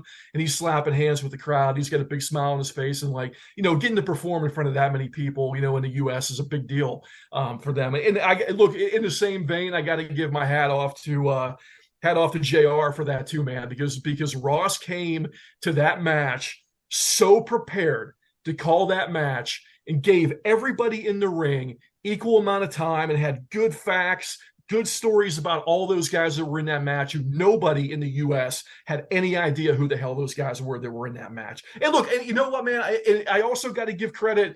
I got to give credit to Jerry Lawler when calling that match too, because Lawler showed a lot of restraint and didn't say anything stupid. He just was a normal person who didn't know any of the guys in the ring, who just sat there, gave a little bit of commentary when he needed to, didn't say anything dumb, and was a human being in the commentary booth. But McMahon was the one that was the main commentator at that point. McMahon did okay in that match, and McMahon, at times, we all know, kind of can get a little bored during a match and maybe start saying stupid things here and there. But I really got to give, especially Ross, especially McMahon, and even Lawler too, credit for that Royal Rumble Trios match, man, because that crowd was super dead. The crowd was super dead. Nobody knew who the hell those guys were. It was a very different style than what the fans were used to. But look, man, if you want to go and you want to check that match out, it starts out a little rough, but there's really good lucha action throughout that match. And Hector Garza's in that match. Garza ends up being a badass in TNA, not too long after that. So there's a lot of good reasons to go and check that out. What else I had written down here? It should probably be mentioned that his son, Perro Aguayo Jr., got into wrestling and was really a hot young up and comer. They even kind of mentioned him in that Royal Rumble match, which was sad because apparently Perro Aguayo Jr. wrestled a dark match before the Royal Rumble went on the air that year, but he passed away in the ring. He died in the ring, and Rey Mysterio was the one that was involved in that. And that he got absolved of everything. The family was very much in support of Rey Mysterio, and they said it wasn't his fault. Please don't think that it was your fault and things like that. But what's really cool about that story is that Rey Mysterio ended up being a pallbearer at Perro Aguayo Jr.'s funeral, and he went to the funeral without a mask. He went there as himself, and that was a major deal. As I'm sure you can understand, that was a major deal for him to do that. Perro Aguayo then ended up retiring. Then he ended up passing away on his own a couple of years ago in 2019. But man, when you look back on that guy's legacy and just being predominantly a heel, just a really, nasty looking guy that stood out so much against everybody around him that had all these colorful moves and these colorful attires and things like that. I mean, just what a run that guy had, man. All right. So coming in at before we move on, I also want to mention that Perro Aguayo was also he was also a Hall of Fame. He was put in the Hall of Fame in 2015. So, obviously, Observer Hall of Famer. So good on him as well. All right, and moving on to the next one at 83, coming in with 78 points. We have Riki Choshu. So I know about Riki Choshu just from hearing Meltzer talk about him on the shows before. But I know that Andretti, again, you got 3 back-to-back here. So give us your stuff on Riki Choshu. I don't have a ton of stuff on Choshu. 5-decade career. You can't stress that enough. This guy wrestled for 50 years, man. Born in Korea, 1972 Summer Olympian, went to the Olympics that year. Great wrestler, man. Maybe even a better booker. I mean, the guy took over as booker in New Japan in that 90s run when they were really hot. Trained by Inoki, super over, charismatic. Another guy with an unbelievable entrance theme. These like iconic Japanese entrance themes throughout the course of their wrestling history. Choshu's right up there with that stuff, man. I mean, there's a pretty good Ric Flair match. That guy Ric Flair is pretty good. Ric Flair's a pretty good wrestler. So yeah, there's a really good Choshu match with Flair on YouTube. He left New Japan. He came back with more stature. And again, man, so like we were saying earlier, sometimes it's better for people to leave and then come back and they've got a little more power at that point, and they're maybe a little more mature, got a little more power, a little more sway. He came back to New Japan. I know over the course of time, he started a few promotions like Japan Pro Wrestling, whatnot. Choshu, man, just you watch that guy's matches in his heyday. Another guy who's laying it in there. He's a slower paced guy. The funniest thing about him, I think, is just the fact that when he goes to put people in that sharpshooter / scorpion deathlock, it takes so long for him to get people in that into that move. And it's really funny to see it because, we're so used to seeing, Sting or Hart throw people in that move and whip them over and they tap out in 10 seconds. Right. But when Choshu started doing that move, it was this like really slow pace, like like really working to get the guy over. And I had to laugh when I went back and started watching that, because I know what he's trying to do, but we're so used to seeing it presented a different way that it ended up being kind of funny to watch that. But, awesome career, great booker. He booked during an unbelievable time in New Japan history. He's a Japanese wrestling Hall of Famer for sure. That's what it is. That's what I had on Choshu. I'm going to sound like a broken record here, but there's another one where I was trying to learn sort of about him. And so as I was going through and doing a little bit of understanding about him, I kind of, so the one thing that stuck out to me is that he was like the proprietor, like the foremost person of the sharpshooter or the Scorpion Deathlock. He was like the first person to use it. He popularized it. And that he was really just a super influential person through the 80s and 90s. He bounced around a little bit, left and came back. Certainly a well-decorated, and I think deservedly so, in the top 100 as far as his accolades and what appears to be his influence on the Japanese wrestling scene. So. Yeah, also Choshu was a 3-time IWGP Heavyweight Champion, Tag Team Champion 3 times, NWA North American Tag Team Champion. He was also a WWF International Heavyweight Champion 1 time. Also won the G1 in '96. So yeah, I mean, a decorated, respected wrestler.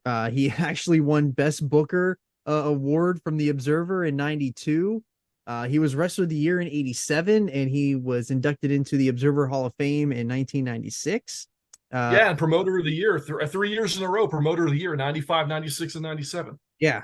Yeah, suck on that, Shawn Michaels. Exactly. If you want to, I actually watched this match again last night. It's really good. If you're looking to get a little more information on Choshu, look, man, there's a match against Tiger Mask on YouTube. It was at an event called Exciting Wars. This is from '86. Go check that out, man. It's a hell of a match. All right. Down to our final 2 for the show. We got number 82 with 80 points, Switchblade Jay White. And I know that Mongoose, he's the one that got me introduced to Jay White. I remember seeing Jay on a New Japan show, and I can't remember which one it was. I believe it was one of the Wrestle Kingdoms when he came out in that all white gear for the first time. I remember that Triggy hated him, did not want to see him. And that was the weirdest thing ever, because the dude was awesome. He got insanely ripped, got into insane shape after that, and he has been in it ever since. Became the leader of Bullet Club eventually. Very decorated in New Japan Pro Wrestling. Has been in ROH a couple times, and he also is now in AEW and in a great role with Bullet Club Gold. I mean, that group with him, Juice Robinson, and the Guns is so good. And it's so great. And the stuff that Jay White has done, I'm surprised that he's a little bit lower on our list. But the dude is awesome. And what do you got for him, Mongoose? So my Jay White introduction came at it was Kenny Omega, because at that time mostly everything that I was consuming New Japan wise was Kenny Omega centric, because it was off of the heels of the first Okada match, and then the second Okada match. I guess that would have been in Dominion, so it would have been after that. And this would have been whenever he called to the ring, Switchblade. Yeah. Switchblade. And Jay came down and they offered him a Bullet Club shirt. And, Jay gave him the double birds because he was a Chaos member at that time. And all that ended up doing was Kenny versus Jay White. Kenny put Jay White over. And I mean, at that time, Kenny was on his ascension to be the top guy in New Japan. And so him putting Jay White over literally was putting Jay White over because they don't book there for the way that like the Hurricane beat the Rock, right? Where the Hurricane beat the Rock. But Hey, he should be on our list. I'm sad that the Hurricane's not. But it's not like he really beat the Rock. This dude and helped that. And from there, he had the turn on Okada in Chaos, joined Bullet Club. And my thing with Jay White was, at first, I didn't like him at all as a heel, just because he was a very psychological worker. Yes. His matches were always going to be 30, 35 minutes. They were going to be slow. He was going to take powders multiple times throughout.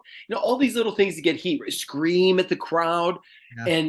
And at first, with me either. Like I was at that, I was at the Ring of Honor New Japan show with Cousin Trey. And both of us were just like, oh, Jay White, because we saw Okada beat him.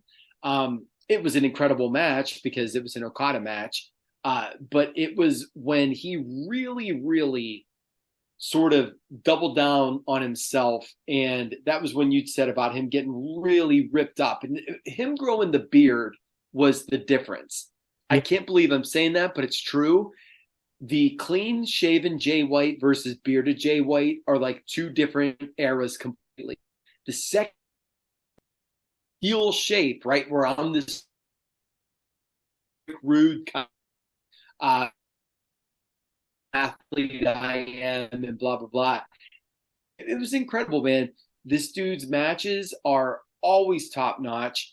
The fact that he came to AEW, I thought that, we talked on this show about where's he going to go. And I thought that he would have been a great fit in WWE because of that slower style. However, the role that he's in with the company that he's in, as long as the company's, as long as the captain can steer the ship right, the fact that we still have all of these partnerships and things open up with the possibilities of him interacting again with New Japan people, as well as with your, Omegas, your MJFs, of course, and then keeping the door open for Okada. We still have Danielson. There's a lot of people that this guy can wrestle and have 5-star matches with. I think he's in over. Like, the Guns are another one of these things where we talk about AEW, like, what are they doing? There's a lot of good, and one of the goods is whoever's idea was, if it was TK's or if it was the guys, to say, let's put Juice with Jay and put the Guns with them. Whoever's idea, I applaud Tony for it, because these guys are gold. The fact that the Guns come out here with a Jay White cutout at every match, even 4 Jay White matches, when they all came out on tricycles, like big wheel tricycles, riding to the ring for Jay White's match with a Jay White cutout. Like, dude, I live for these things. And so, yes, Jay White is awesome. As far as current active wrestlers, he's top 10. And that's why I needed him on my list. And I am so happy that we were able to talk about him on the top 100, because I think that if we did this revision 15 years from now, I think that instead of the 80s, he's a top 40 guy, as long as he doesn't let go of the rope. Things go well and everything. Match quality's too good, character's too good. I think that he is going to be a tippity top guy. So Jay White is one that I have a little bit more familiarity with. I have watched some of the more modern NJPW stuff, and I saw a bit of his earlier stuff before Excursion, and then coming back, and a little bit of his work with Bullet Club and being a top guy there, and now over here in AEW, where he's been currently placed in a pretty high position. And he just feels like the kind of guy that is really an all-around kind of top tier performer. He does everything well. I don't necessarily know that he does one thing spectacularly, at least in my assessment of him so far. He's very good in the ring, very smooth in the ring. He's very good on the mic. So you can find someone who maybe does one thing better, but I don't know that a lot of people do it all better than him. You know what I mean? And at a relatively young age, that's kind of hard to beat. So I think right now we have him at an 82, but by the time he's done, whether that's staying with AEW, hopefully he does, or moves on to somewhere else after, goes back to Japan, goes to WWE, whatever. I think right now he's done a lot of really good stuff as far as his body of work in New Japan. But it feels like the sky's pretty much the limit on him as far as where he can go going forward. Yeah, I think he's actually, from my standpoint, I think he's a little high for where we have him on the list, just based on accomplishments. I think he's a 90s guy right now, but I completely agree with you, man. Like, we look at this 10 years from now, even 5 years from now, he could be a top 40 guy. There's no question about it. But I do think that he's in the right spot in AEW. I don't think it would have been smart for him to go to WWE, because on their weekly shows, they kind of just throw people out there to do sometimes 4-minute matches. And with his style is better acclimated for AEW, where he can go out there and have as much time as he needs and do his thing, because it is a slow-paced match build up with him, and that's generally not something that I'm too interested in, but with him I am. And he's a top 5 guy for me, man, in the world, right now. You talk about current people in the world. I mean, for me, he's a top 5 guy. There's no doubt about it.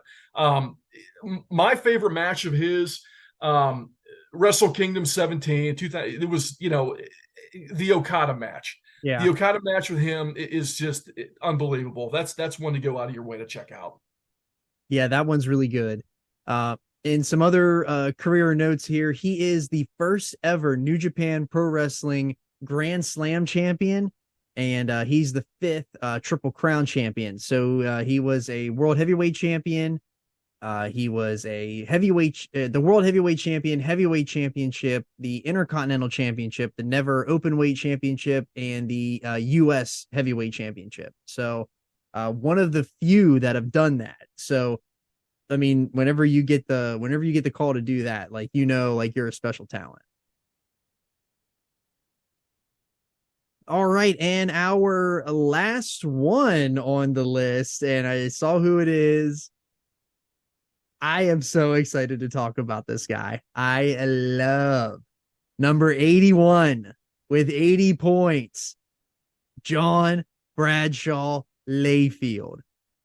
And I absolutely adore JBL. Whenever in my world of whenever I was a kid wrestling, it was right as his character changed into the JBL character outside of Bradshaw, which, I mean, the Bradshaw character was pretty good with Farouk in the tag team of the APA, the Acolytes. It was pretty good. They always had the skits backstage where you had to open the door, and they were always sitting there drinking beer and playing cards. Like, incredible. But whenever they really leaned into the actual John Layfield, the person who was, on Fox News and Fox Business about how you can make all this money, and then they actually rolled that into a character, and he comes out as this great American hero and a wrestling god. It was so perfect. Now, some of the stuff that he did with Eddie Guerrero does not age well, nor was it really aged well whenever it actually happened either. But the stuff that Layfield did for a guy to be, a career tag team guy, and for him to reinvent himself into, just an extension of who he really is as a person, and then come back and be on that SmackDown brand whenever SmackDown was competing with Raw in the original brand split, and to be the leader of that was awesome. And he had Luther Reigns at one point, who was a lackey. They had Lando Jordan at one point. Now, like, those names did not last the test of time, but they were pretty awesome grouped together. The one match, and I know that we're probably going to review at least one of the shows that he's on coming up here soon. But anything that he did with Guerrero was fantastic. Anything from that 2000s Paul Heyman era of SmackDown is great. But yeah, what do you guys have for JBL other than that he's the best damn wrestler on this list so far? Yeah, I think JBL sucks. And the fact that he's in front of people that he's in front of is irritating. But look, man, it's the way that it goes. So I'm not going. This is not an attack on you, John. This is just me stating what frustrates me is that he is a career tag team guy. He was never able to take off on his own, and the only time that he got a shove was because there was no one else to give a shove to. And all of his quote unquote good stuff is because he was with better workers. And he sucks, man. He was a bully in real life. He is in real life, a shoot bully. On the got bringing the chair shroud of God on. He was rotten to Mauro Ranallo. He's a terrible commentator. Yeah, dude, I have nothing good to say about JBL. So I wipe my ass with this one. But good for you, John. Congratulations for making the list. Thank you. I mean, he did win Best Gimmick in the Observer newsletter in 2004. I mean, the guy. It's a good gimmick. It's a good gimmick. But you know what? So was the Body Donnas. Well, and we don't have Skip on this list. He guy was the WWF champion. He was Intercontinental champ, US champ, hardcore champ, European champ. I mean, he has done a lot. He's done a lot as a singles guy. Now, whether or not you're I don't think you're wrong about anything that you're saying, but when you're looking just at accomplishments, the guy's got a pretty good list. I think that a lot of that list comes from him being shoot best buddies with Bruce Pritchard. I Well, mean, we can say that about everybody in the history of wrestling. I mean, we can, but I don't know many people that look back at that Ruthless Aggression era besides John and say like, my God, give me JBL again. Do you know what I'm saying? Like, I just think he's a shit stain, man. I don't mean to dump on the end of our show here today with this, but I just think that this guy sucks. I love Justin Hawk Bradshaw, man. When he first came out with the cowboy thing and the big lariat, and he was a little trim at that point, man, I freaking love that guy. You know what the problem is here, Andretti? No one else loved it. You and Conrad Thompson loved Justin Hawk Bradshaw. Sucks. Everybody else sucks. But that's my thing is that like he didn't get over until they put him in a suit and cut his hair and said, hey, go say all kinds of racist things to the Mexicans. Like, I guess, like, you know what I mean? Like, that's fine. Whatever. Good on you, JBL. This is where there's growth in your fandom over the course of time. Because when we do this again in 2 years or 5 years or whatever it's going to be, he's not going to be ahead of Kobashi. He's not going to be ahead of some of the other guys that we had on the list that are a little lower, Taz, or people that are a little lower than him. But look, for what it is, man, this is where he landed, and not my favorite guy in the world, not my favorite wrestler, not my favorite person in the world, but at the biggest promotion in the world, which is the one that matters the most to the fans, especially here, the guy's got a pretty good resume on paper, and I can't hate on him for that. I will agree with you there. Because especially he was ranked so high on 2 lists. Like, I do not mean to demean anybody else's list. I just think of like, oh my gosh, like whenever I think of JBL, like I would rather drink toilet water than talk about JBL.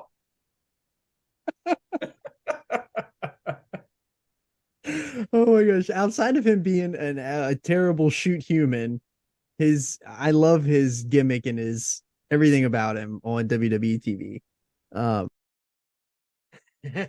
I know this is not a popular pick among some people, or at least it's a goof pick.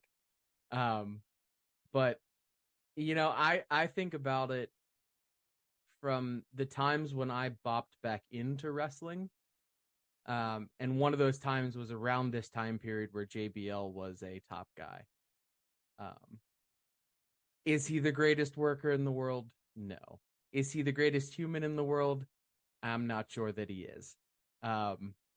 But over his entire body of work, he was a pretty darn good talent. And even someone at the time where I didn't know anything about wrestling, it was very easy to hate him, and hate him to a level that still stays with me today. And stays with a lot of people today. I still think there's people in this group who still don't like him, for a variety of reasons. He just plays an arrogant douchebag so well. And I mean, he's kind of an iconic character from that era, where there wasn't, I don't want to say there wasn't a ton of iconic characters from that era, because there were, but it was sort of that nascent John Cena, Randy Orton, Brock Lesnar. Like, it was before they really got kicked into gear. And I think in some ways he actually really made John Cena, with with a feud that they had and a title switch, his first world title. At the very least, he helped him along. So, and he, I just think he's one of those iconic characters, and you can separate the art from the artist, which is not always okay, or you can do. He's one of those people where I think him being a bit of a dirtbag as a human played into him being, number 81 on the list. But look, man, this is you got to look at it as an opportunity as a fan too, where you got a guy that got a lot of points with us to get him into the top 80, or top 81. Is he better than some of the guys that we have ranked lower? No, he's not. Should those guys be ahead of him? Probably, but that's where you gotta just explore more and be more into the international product over the course of time, and check everybody out and watch wrestling from all over the place, and then you'll see that people are pretty good. And it should be stated too that the nice thing about our list, or the cool thing, not the nice thing, the cool thing about our list is that we have 4 people that rated people, and 2 of us, it's split 2 and 2 with like eras of this time.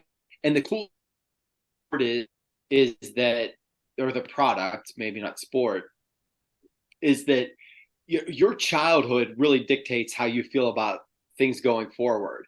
It is a sport built on nostalgia. And so I again want to reiterate that I am not at all saying that the ruthless aggression era folk that are in here are wrong, because when I talk about how much I absolutely adored, oh my gosh, I'm just thinking somebody ran, I don't know, Nikolai Volkov. Yeah, or even like a Hillbilly Jim or something like that. John's gonna say, yeah, like I remember him.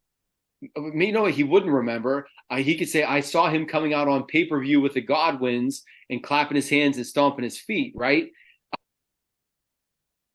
It to age one more of a childhood versus another, because that's the thing that's really going to determine your trajectory as a fan. But my God, dude, this guy. We knew that this was going to happen. And that's what's okay about it, is that this list shouldn't be us high-fiving each other the whole time. Exactly. And all lists are meant to be debated.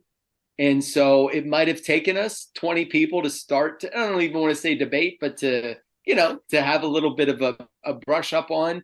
And there's going to be more as we come up through. So that's all good. And look, man, just in this 10 alone, I got 3 in there because they were really high on my list that you guys weren't super familiar with, right? And there's Right. nothing wrong with that. There's nothing wrong with that. Or, other people got in that I didn't have anywhere on my top 100. And look, it is what it is, man. That's why it was so cool to come together and everybody give their perspective. Yeah, absolutely. Amen. Bless the child. And so that concludes our 10 for today. That was 90 through 81. We'll be back in 2 weeks with 80 through 71.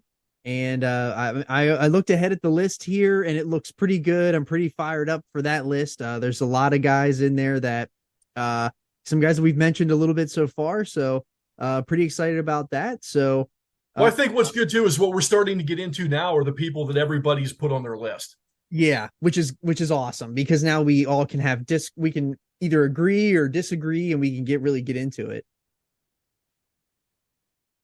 So, Amen. Amen. But yeah, make sure that you check out everything that we're doing over here on the Podski. Make sure you check us out on all of the podcasting platforms. You can catch us out on YouTube as well. We got figure reviews up there. We also have Pot Shots Wrestling. That'll be the show next week. We are on the way to WrestleMania. We only have 3 more shows in total left of that, and then we're done with Hot Shots for the year. So we concluded with Summer or Survivor Series, and now we're on our way to WrestleMania. Make sure if you didn't hear 100 through 91, you go back and listen to that. Check out each little individual piece as well on the YouTube channel, and also check out That's So Dolphins Talk.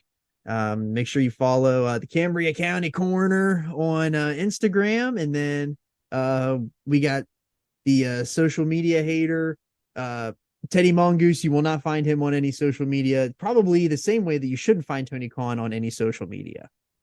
And with that, we will see you next time on the Podski.